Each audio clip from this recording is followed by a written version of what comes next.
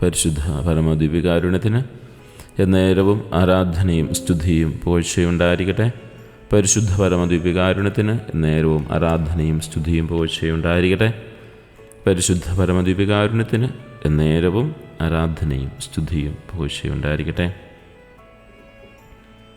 പ്രിയ സഹോദരങ്ങളെ, ഈ ആരാധനയുടെ സമയം ഏറ്റവും പ്രാർത്ഥനാപൂർവം ശാന്തമായി നമുക്കായിരിക്കാൻ പരിശ്രമിക്കാം. നമ്മുടെ ജീവിതത്തിലേക്ക് തമ്പുരാൻ നൽകുന്ന സകല കൃപകളെയും സ്വീകരിക്കുവാനായിട്ടുള്ള ഈ പുണ്യ നിമിഷത്തെ നമുക്ക് ഏറ്റവും സന്തോഷത്തോടെ ആനന്ദത്തോടെ സ്വീകരിക്കുകയും ചെയ്യാം. ഇന്ന് നാം ധ്യാനിക്കുക വിശുദ്ധ മത്തായിയുടെ സുവിശേഷം 22-ാം അധ്യായം 32-ാമത്തെ വാക്യമാണ്. ഞാൻ അബ്രാഹത്തിൻ്റെ ദൈവവും ഇസഹാക്കിൻ്റെ ദൈവവും യാക്കോബിൻ്റെ ദൈവവുമാണ് എന്ന് അവിടുന്ന് അരുളി ചെയ്തിരിക്കുന്നു.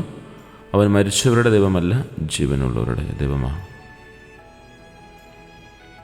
പ്രിയപ്പെട്ട സഹോദരങ്ങളെ, ഈശോയുടെ നാമത്തിൽ ഈ ആരാധനയുടെ നിമിഷത്തിലേക്ക് ഏവരെയും സ്നേഹപൂർവ്വം ക്ഷണിക്കുന്നു. നമുക്ക് പ്രാർത്ഥനാപൂർവം ഈ ആരാധനയിലേക്ക് പ്രവേശിക്കാം. നമ്മുടെ ജീവിതത്തിൽ, പ്രത്യേകിച്ച് നമ്മുടെ ഹൃദയത്തിൽ മരിച്ചുപോയ ചില ബന്ധങ്ങളുണ്ട്, നഷ്ടപ്പെട്ടു പോയ പ്രതീക്ഷകളുണ്ട്. ഓർമ്മകളിലെ പ്രിയപ്പെട്ടവരെയും ഓർത്ത് നമുക്ക് ഈശോയുടെ മുമ്പിൽ ആയിരിക്കാം.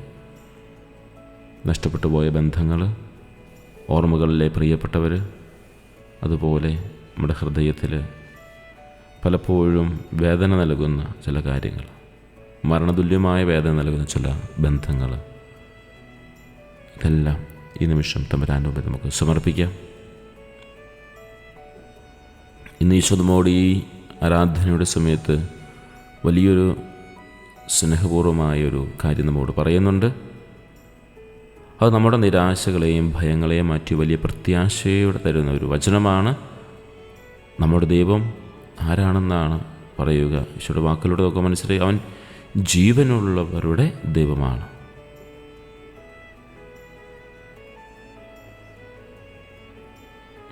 അതായത് ഈശോയുടെ പരസ്യജീവിത സമയത്ത് ഒരു കൂട്ടം സദുക്കായർ വന്ന് പുനരുത്ഥാനത്തെ നിഷേധിച്ചുകൊണ്ട് പറയുകയാണ്. ഈശോയുടെ തർക്കം പറഞ്ഞപ്പോൾ അതിന് നൽകുന്ന ഒരു മറുപടിയാണ്, അവൻ മരിച്ചവരുടെ ദൈവമല്ല, ജീവനുള്ളവരുടെ ദൈവമാണ് എന്ന് ഈശോ പറഞ്ഞത്. ഈശോ പറയുമ്പോൾ നമുക്ക് സാധാരണ മരിച്ചവരുടെ ദൈവമല്ല, ജീവിക്കുന്നവരുടെ ദൈവമാണെന്ന് പറയുമ്പോൾ ഒരു സാധാരണ രീതി വേണം നമുക്ക് എടുക്കാം. പക്ഷേ അതിന് ശക്തിയേറിയൊരു കാര്യമാണ്.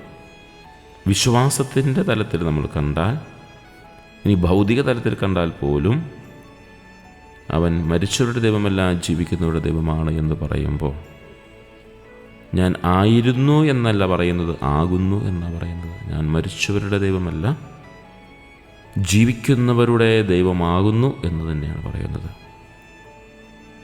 അബ്രാഹത്തിൻ്റെ ദൈവമായിരുന്നു എന്നല്ല, അബ്രാഹത്തിൻ്റെ ദൈവവും ഇസഹാക്കിൻ്റെ ദൈവവും യാക്കോബിൻ്റെ ദൈവവും എന്നാണ് പറഞ്ഞിരിക്കുന്നത്.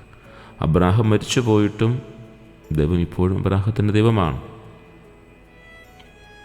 അതാണ് മനസ്സിലാക്കേണ്ടത്. പഴയ കാര്യമല്ല, ഇന്ന് ഇപ്പോൾ നമ്മോട് കൂടെയുള്ള ദൈവമാണ്. ഈ ആരാധനയുടെ ഏറ്റവും വലിയ രഹസ്യവും അതുതന്നെയാണ്.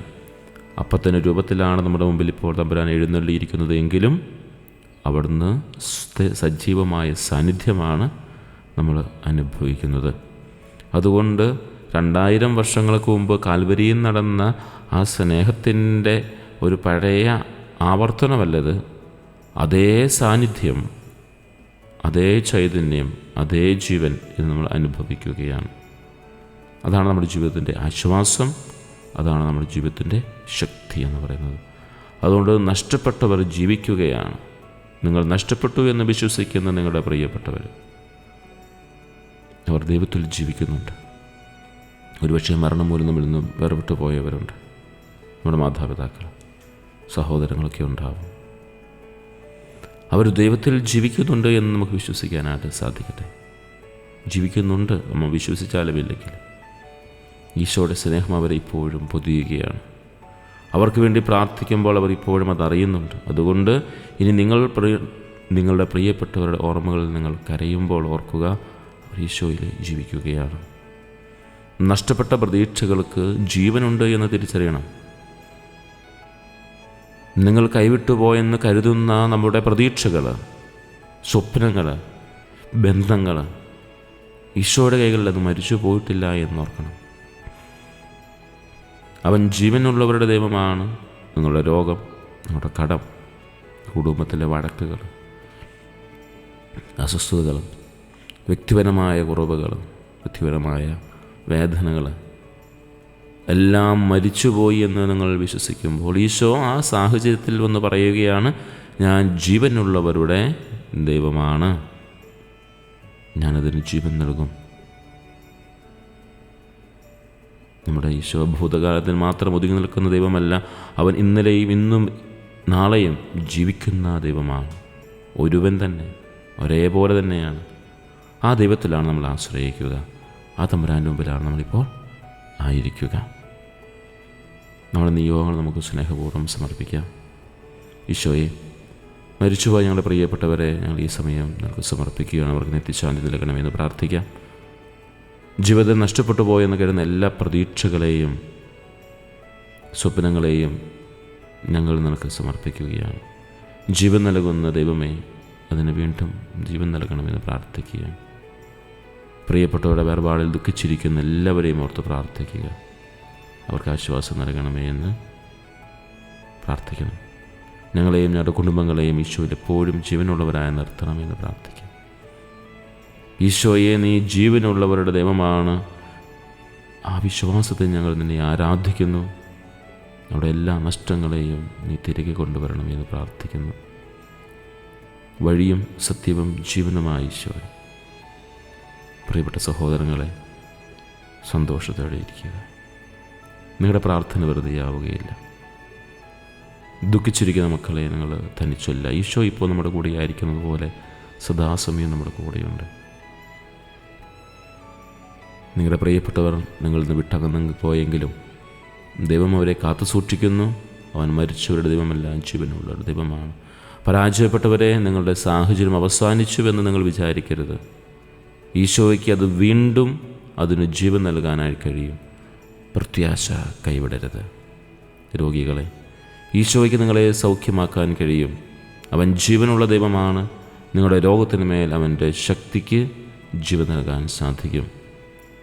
പ്രിയപ്പെട്ടവരെ, നമുക്ക് വിശ്വാസപൂർവ്വം ഈ ദിവികാരുടെ ആരാധനയെ നമ്മുടെ നിയോഗങ്ങളെ സമർപ്പിക്കാം. ഈശോ നമ്മെ അനുഗ്രഹിക്കട്ടെ. ജീവനുള്ള ദൈവമായ ഈശോയെ, ഞങ്ങൾ എപ്പോഴും ജീവനോടെ നിലനിർത്തണമേ. ഞങ്ങളുടെ വിശ്വാസത്തിൽ വീണ്ടും ജീവൻ നൽകണമേ. ഇതിൻ്റെ സ്നേഹത്തിൽ ഞങ്ങളെന്നും ജീവിക്കട്ടെ.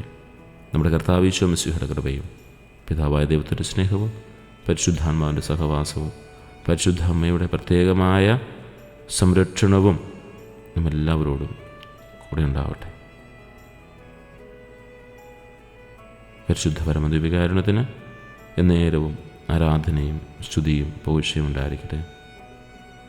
പരിശുദ്ധ പരമദിവ്യകാരുണ്യത്തിന് എന്നേരവും ആരാധനയും സ്തുതിയും പുകഴ്ചയും ഉണ്ടായിരിക്കട്ടെ. പരിശുദ്ധ പരമദിവ്യകാരുണ്യത്തിന് എന്നേരവും ആരാധനയും സ്തുതിയും പുകഴ്ചയും ഉണ്ടായിരിക്കട്ടെ.